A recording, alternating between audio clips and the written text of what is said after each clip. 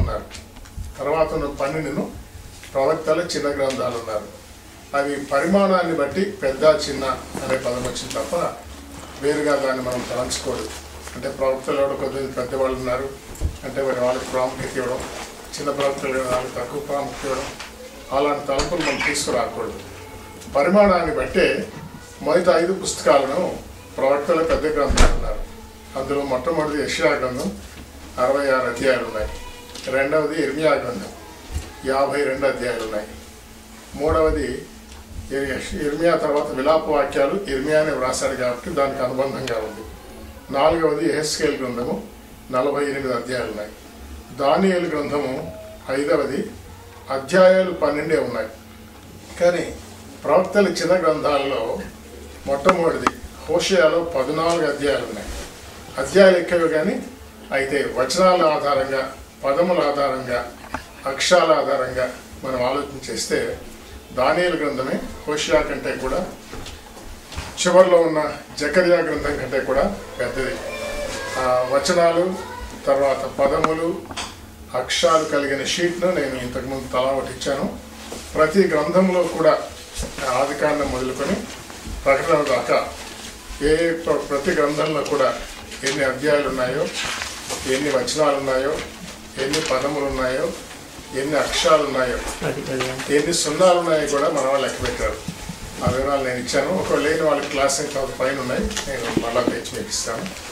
అంచేత పరిమాణాన్ని బట్టి మనం చూసినప్పుడు దానియేలు గ్రంథము ప్రవక్తల పెద్ద గ్రంథాల్లోనే ఉందని మనము నేర్చుకోగలం.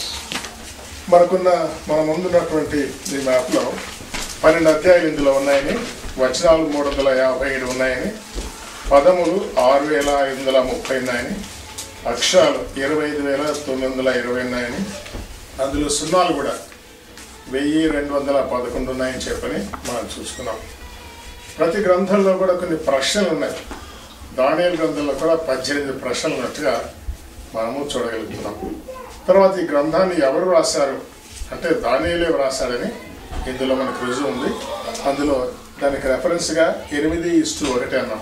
8వ అధ్యాయం 1వ వచనంలో దానియేలు అను నాకు మొదట కలిగిన దర్శనము కాక మరొక దర్శనము కలిగను అని అంటున్నాడు అనమాట. నాకు అని వ్రాయబడింది కాబట్టి, నాకు ఫస్ట్ పర్సన్లో ఉంది కాబట్టి ఈ గ్రంథాన్ని ఆయనే వ్రాసాడని మనం సంపూర్తిగా నమ్మవచ్చు.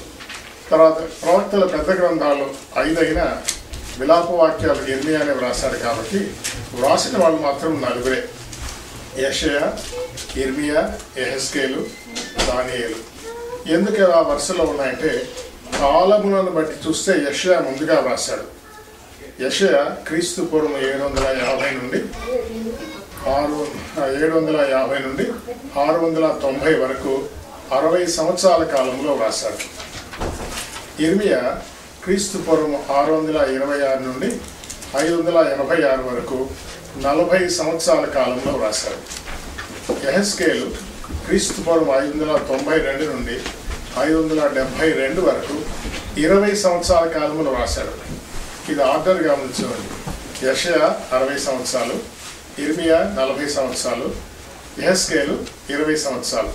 కరెక్ట్గా కాదు, 40కి కొంచెం ఎక్కువ ఇర్మియా, యెషయా 60, యెహెజ్కేలు కూడా 20 కంటే కొంచెం ఎక్కువ అవుతాడన్నమాట. ప్రస్తుతం మనం ధ్యానిస్తున్నటువంటి దానియేలు అందరికంటే తర్వాత వాడిగా మనకు కనిపిస్తాడు. కానీ ఈయన కాల పరిమాణాన్ని బట్టి చూస్తే 80 ఏండ్ల కాలము ఈయన ఈ గ్రంథంలో సంగతులు మనకు తెలియపరిచినట్టుగా మనం చూస్తాం. గ్రంథము చిన్నదిగా ఉన్నట్టున్న ఈయన యొక్క కాల పరిమాణము పెద్దదిగా మనకు అర్థమవుతుంది.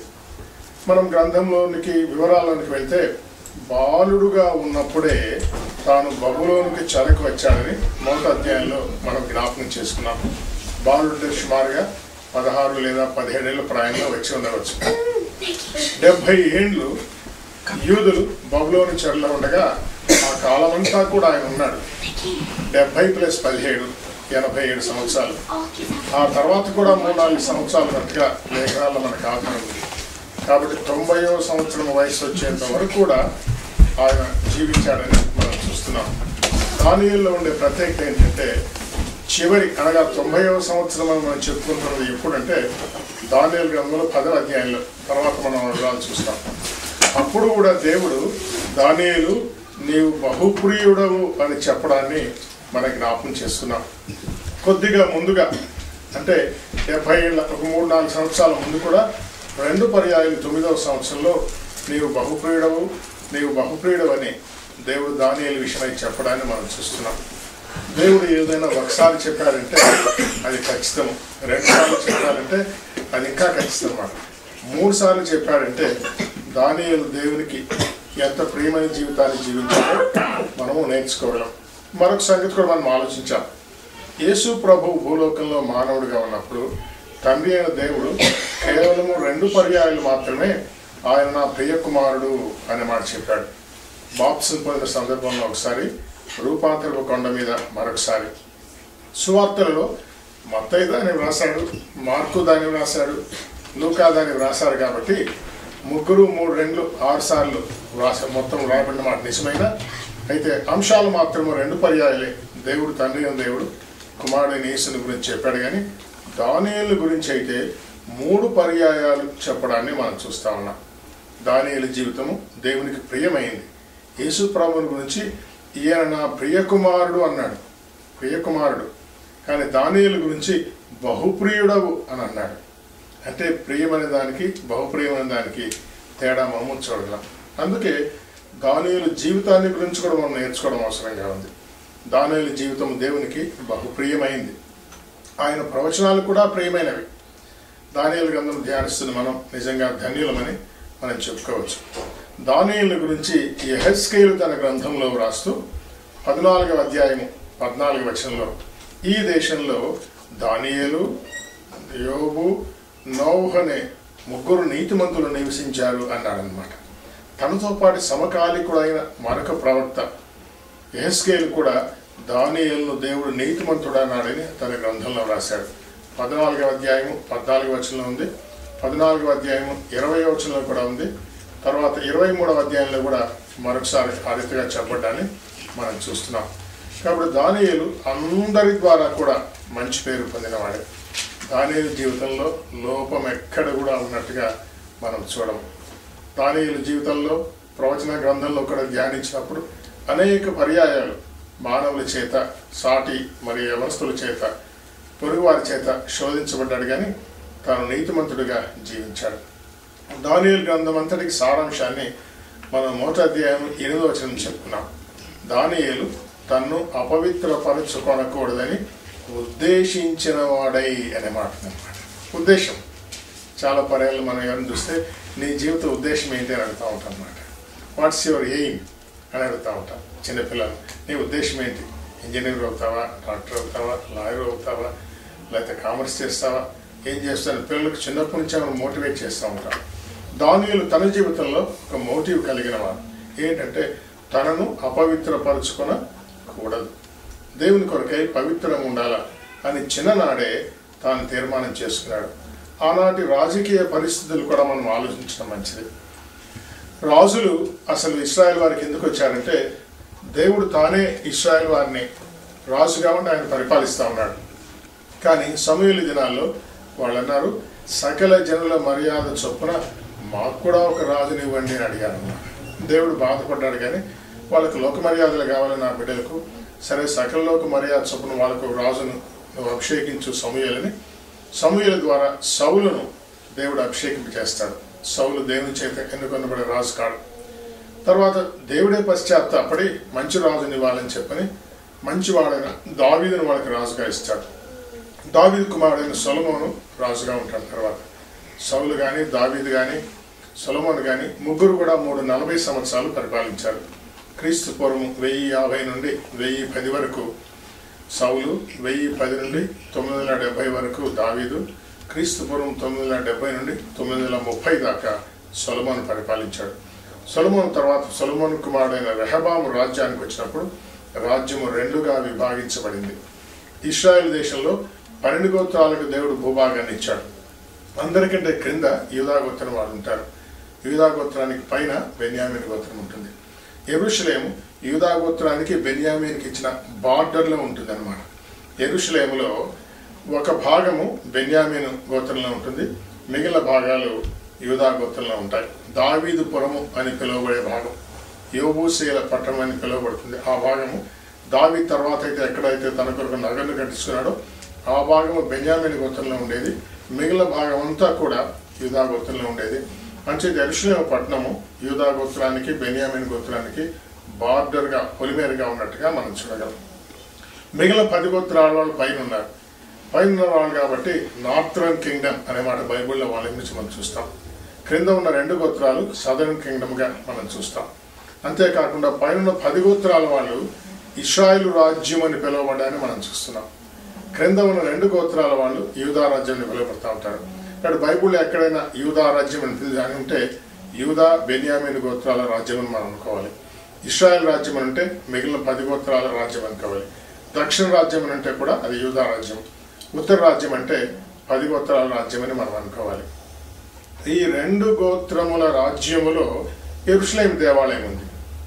దేవుడు ప్రజలకు సంవత్సరానికి 3 సార్లు యెరూషలేము దేవాలయానికి రావాలని ఆజ్ఞాపించాడు. సంవత్సరానికి 3 సార్లు. పస్కా పండుగ సమయంలో, పెంతెకోస్తు పండుగ సమయంలో, పర్ణశాలల పండుగ సమయంలో. అంటే వాళ్ళ నెలల్లో మొదటి నెలలో, 4వ నెలలో, 7వ నెలలో వాళ్ళు యెరూషలేముకి రావాలి ప్రతి సంవత్సరం. కాబట్టి 10 గోత్రముల ఇశ్రాయేలు వారిని పరిపాలిస్తున్న రాజులకు ఒక అనుమానం వస్తుంది. ప్రజలందరూ సంవత్సరానికి 3 సార్లు యూదా సామ్రాజ్యంలోనికి వెళుతూ ఉంటే ప్రజల మనసు యూదా రాజుల వైపు తిరిగి తమ రాజ్యానికి ముప్పు వస్తుందని చెప్పని వాళ్ళు దానిలో ఒకటి బేతేల్లో ఒకటి 2 దూడలు పెట్టి మీరు ఇంత దూరం వెళ్ళక్కర్లేదు, ఈ దూడల్ని మీరు పూజించుకోండి అని చెప్తే ప్రజలు మోసపోతారు. రాజులు మోసపోయి ఇశ్రాయేలు వారిని పరిపాలించిన 19 మంది రాజులు కూడా విగ్రహారాధకులు అయిపోతారు. ఆ రీతిగా పాపం చేస్తూ ఉంటే దేవుడు వారిని అష్షూరుకు అనగా నినివే క్యాపిటల్గా కలిగిన అష్షూరు సామ్రాజ్యానికి చెరకు పంపించారు. యూదా వాళ్ళను కూడా 20 మంది రాజులు పరిపాలించారు. యెరూషలేము దేవాలయం వీళ్ళ మధ్య ఉన్న 20 మందిలో 12 మంది విగ్రహారాధకులై చెడిపోయిన కారణాన వీరిని కూడా దేవుడు 70 ఏళ్ల కాలం బబులోనుకు చెరకు పంపించాడు. దేవుడు తన బిడ్డల్ని ఏ దేశాలకైతే చెరకు పంపించబోతున్నాడో ముందుగా వాళ్ళకు ప్రపంచ అధికారాన్ని ఇచ్చేవాడు అనమాట. ఎందుకు? ప్రపంచ అధికారం ఉంటేనే వాళ్ళు వచ్చి ఇజ్రాయెల్ దేశాన్ని జయించగలరు, వీళ్ళని చెరగా తీసుకొని పోగలరు. అంత మాత్రమే కాకుండా చెరకు పంపించే ముందు వాళ్ళని కూడా సిద్ధపరిచేవాడు అనమాట. నా ప్రజలు మీరు జాగ్రత్తగా చూసుకోవాలని. అష్షూరు వాళ్ళని సిద్ధపరచడానికి యోనా ప్రవక్తను పంపించి నినివే పట్టణం వాళ్ళకు మారు మనసులు కలిగింపచేశాడు. కానీ అష్షూరు వాళ్ళు అతిశయించి ఇశ్రాయేల్ వారిని తర్వాత వారు బహుగా హింసించినట్టుగా మనం చూస్తాం. కాబట్టి అష్షూరు సామ్రాజ్యాన్ని దేవుడు నాశనం చేసి అష్షూరీయుల నుంచి బబులోను వాళ్ళకి ఇప్పుడు సామ్రాజ్యం ఇచ్చారనమాట. బబులోను వాళ్ళకి సామ్రాజ్యం ఇచ్చి మీరు ఇప్పుడు 2 గోత్రాల యూదా వాళ్ళను నేను మీ దగ్గర చెర పంపిస్తున్నాను, మీరు జాగ్రత్తగా వాళ్ళని చూసుకోవాలా అని చెప్తాడు. కానీ వీళ్ళు కూడా చేయిస్తారు.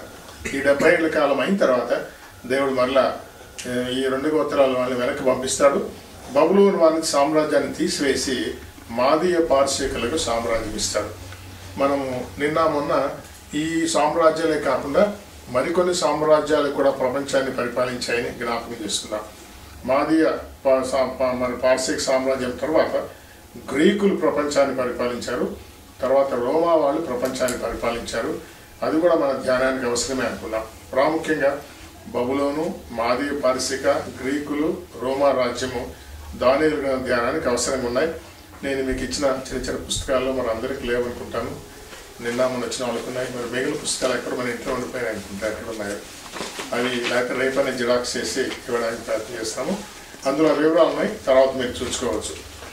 దేవుడు ఈ సంగతులన్నీ దానియేలుకు దర్శనం ద్వారా చెప్పాడు.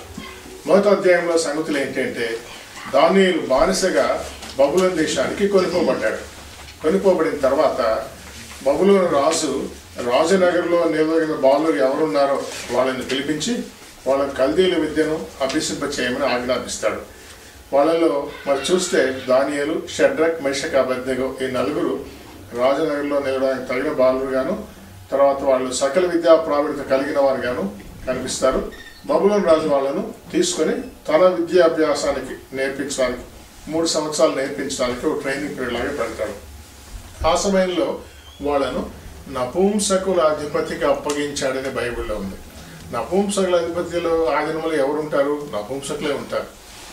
యెషయా గ్రంథము 39వ అధ్యాయం 7వ వచనంలో రాజైన హిజ్కియా కాలంలో ఆయన చేసిన తప్పును బట్టి దేవుడు అన్నాడు, బబులోను రాజు వస్తాడు మీ దేశానికి, నీ దేశంలో ఉండే రాజనగర్లో నెలవైన బాలులను నపుంసకులుగా చేయడానికి తీసుకుపోతాడు అని ప్రవచనం చెప్పాడన్నారు. కాబట్టి ఆ మాట ఆధారంగా దానియేలు, షడ్రక్, మెషక్, అబేద్నెగో కూడా నపుంసకులుగా చేయబడ్డారని నమ్మడానికి ఆస్కారం ఉంది. అయితే వేదాంతులు కొద్దిమంది దాన్ని నమ్మడం లేదు. ఎందుకంటే ప్రవచనం నెరవేరాలి కాబట్టి